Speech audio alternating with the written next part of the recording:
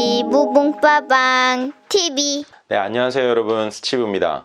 날씨가 조금씩 더워지고 있어서 체력적으로도 조금 힘든 시기가 지금 다가오고 있을 텐데 끝까지 파이팅 하시고 10월달까지 잘 완주하셔서 원하시는 좋은 결과 얻으시도록 응원하도록 하겠습니다. 공인중개사 관련해서 영상을 올리기 시작했을 때 정말 마음은 딱 하나밖에 없었습니다. 10개월 동안 공부를 하면서 저도 이 유튜브 채널을 통해 가지고 많은 분들의 도움을 받았거든요. 그 공부하는 방법들을 저한테 맞도록 또 한번 적용해보고 또 제 스스로가 또 확인해서 발견했던 사항들이 또 있었기 때문에 이런 내용들을 잘 조합해서 영상을 보시는 분들, 특히나 이제 자격증을 준비하시는 분들에게 도움을 참 드렸으면 좋겠다라는 소박한 마음으로 시작을 했는데 마지막까지 정말 제 영상을 통해서 합격하시는 분이 꼭 계셨으면 너무 좋겠고 또 용기와 힘을 얻는 분이 계셨으면 정말 좋겠습니다. 자, 이전 영상에서는 제가 민법과 부동산학 개론 1차 과목 공부를 준비하시는 그 방법에 대해서 한번 영상을 올려드렸던 적이 있었고, 자, 오늘은 2차 과목이죠. 공인중개사법과 공시법, 세법을 준비하는 방법에 대해서 한번 이야기를 나눠볼까 합니다. 사실 2차 과목은 정말 아슬아슬하게 합격했습니다. 공인중개사법이 65점, 그리고 공법이 52.5점, 공시법, 세법이 72.5점, 그래서 총점 190점으로 아슬아슬하게 합격했어요. 시험을 준비할 때 다들 전략 과목으로 공인중개사법에 대한 부분을 많이 말씀하셨습니다. 중개사법이 얼마나 점수를 많이 획득하느냐에 따라서 이 공인중개사 자격증을 취득한다 안 한다가 갈려질 정도로 이 수험생 사이에서는 중개사법을 아주 전략 과목으로 선택하시는 분들이 많았죠. 저는 공인중개사법이 65점을 받아서 상대적으로 그렇게 전략 과목으로 선택하시는 많은 수험생들에 비해서 저는 뭐 한마디로 말하면 중개사법 망했다 라고 표현 드릴 수도 있을 것 같습니다.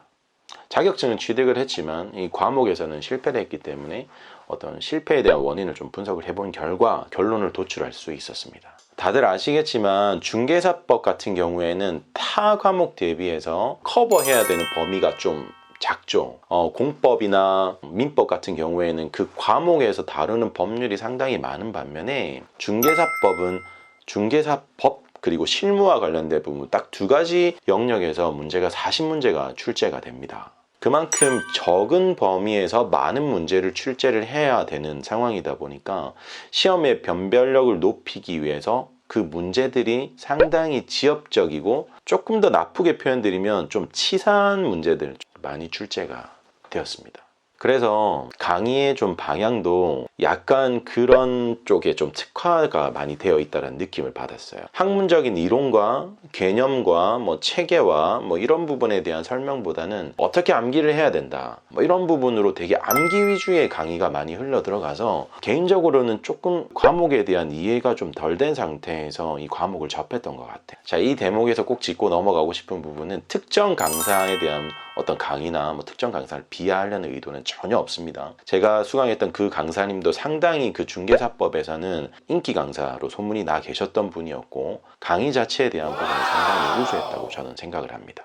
전업수업생 대비해서는 그 깊이, 제가 스스로 공부하는 학습의 깊이가 솔직히 좀 이렇게 낮을 수밖에 없는 상태였기 때문에 이 스스로 학습할 수 있는 이 시간을 제가 확보하지 못하고 암기 위주로만 막 흘러가다 보니까 솔직히 모의고사 점수, 뭐 기출 문제 풀 때 점수 상당히 잘 나왔었거든요. 85점, 잘 나올 때는 90점까지도 점수를 획득하기도 했었는데 결국에는 실전 시험에서 65점으로 거의 망했죠. 30일의 중개사법 지문이 상당히 길어졌습니다. 사실 저는 약간 그 문제를 보면서 약간 민법 문제 풀고 있나라는 착각이 들 정도로 지문이 상당히 길어졌어요. 제가 공부했던 방법은 이런 거였습니다. 뭐 업무 정지나 뭐 자격 정지 등등의 어떤 이런 상황이 발생을 할 때 이 상황에 맞는 페널티가 뭐냐 이거를 이제 이렇게 그림으로 막 이렇게 설명해 주셨거든요. 여기는 뭐 저기는 뭐 이렇게 연상 막 해가지고 답탁 찾아내고 모의고사 점수 착착 나오고 막 이랬는데 실제 시험은 그렇게 안 나왔어요. 약간 좀 이제 문제가 지문이 길어지면서 이렇게 봤을 때 한 번 탁 해서 나오는 답이 아니라 읽고 판단해서 조금 도출해야 되는 이런 식으로 문제가 나와서 시험을 치르는 과정에서 저는 상당히 많이 당황했습니다. 근데 이렇게 돌이켜보면 사실은 그 출제 방향이 좀 맞다라고 생각을 해요. 고객에 정말 큰 돈을 취급하는 아주 전문적이고 그리고 많은 지식을 가지고 있어야 되고 경험도 많이 이렇게 수반이 되어야만 할 수 있는 일이라고 생각을 하는데 자격증에 특화되어 있는 이 과목에서 문제가 이렇게 출제가 될까라는 부분에서 조금 실망스럽기는 했었는데요. 제가 비록 이 과목의 점수는 많이 못 받았지만 출제되는 방향은 이게 맞다라고 생각을 합니다. 30일에 지문들을 보면서 방향이 조금씩 전환되고 있구나, 좀 전문성과 이런 부분들을 담으려고 노력을 했구나라는 그런 모습이 좀 보여서 그 방향성에 대해서는 동의하는 부분이었습니다.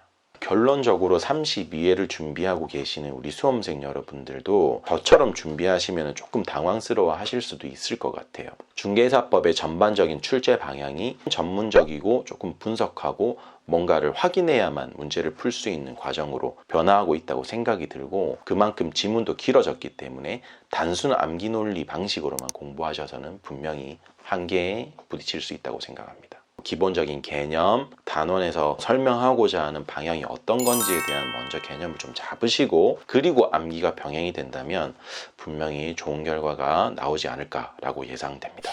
다음 과목은 공시법하고 세법인데요. 공시법은 사실 모의고사를 볼 때 점수가 잘 안 나왔던 과목이 공시법이었습니다. 지적법은 상대적으로 점수가 잘 나왔는데 저는 좀 등기가 마지막까지 조금 힘들게 했던 부분인데, 사실 지금은 에듀윌에서 강의를 안 하시지만 배상용 교수님이라고 제가 인강을 들었던 교수님인데, 영상을 못 보시겠죠 당연히. 근데 정말 너무나 훌륭하신 진짜 최고의 저는 교수님이라고 감히 말씀을 드릴 것 같아요. 앞서 말씀드렸던 암기하고 개념과 체계를 진짜 정확하게 딱 잡아주신 교수님이 셨습니다. 사실 지적법도 암기 내용이 상당히 많기 때문에 자칫 잘못하면 이게 암기 위주로만 딱 흘러갈 수 있는데 그걸 이렇게 방향을 싹 잡아주셨어요. 암기가 수반이 돼야 되는 건 분명하지만 왜 그 암기를 해야만 문제를 풀 수 있는지에 대한 이론적인 바탕과 그거에 대한 근거 원인에 대한 부분을 강의를 통해서 상당히 많이 접해주셨고, 등기법 같은 경우에서도 나중에 점수가 오를 거니까 절대 걱정하지 말라 이런 얘기를 강의 중에서 상당히 많이 해주셨는데 그 말이 적중했습니다.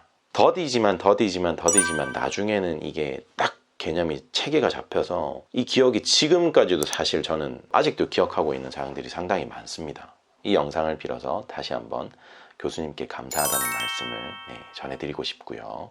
특히 등기법도 그냥 막 외우지 마세요. 외우시는 분들이 있어요. 이상한 암기 코드 가지고 외우시는 분들이 있는데 그러지 마시고 권리사항들이 발생했던 시점들을 이렇게 나래비를 세워보셔서, 그리고 각 권리의 우선순위들이 있잖아요. 그 우선순위들의 개념만 딱 잡으면 문제 풀어나가는 건 그거에서 이렇게 바뀌고 뭐 이런 부분을 조금 조합해서 바뀌는 부분이지 그렇게 어렵거나 시간이 많이 걸리지 않으니까 시간 꼭 내셔서 연습장에다가 문제 그 사항들을 시점별 그리고 권리별로 적으셔서 어디가 뭐 말소 기준 권리가 어디인지 적어 보시면서 하면 기억이 오래 가고 분명히 시험장에서도 당황하지 않고 저처럼 합격하실 수 있으실 겁니다. 직장인 동차생들 복습 어떻게 하고 계십니까? 이전 영상에서 제가 말씀드렸던 파란 펜, 빨간 펜 잘 활용하고 계신가요? 자, 저는 이렇게 했습니다. 파란 펜, 빨간 펜으로 그어져 있는 기출 문제집을 그 부분만 계속 반복적으로 보면서 개념을 잡았습니다.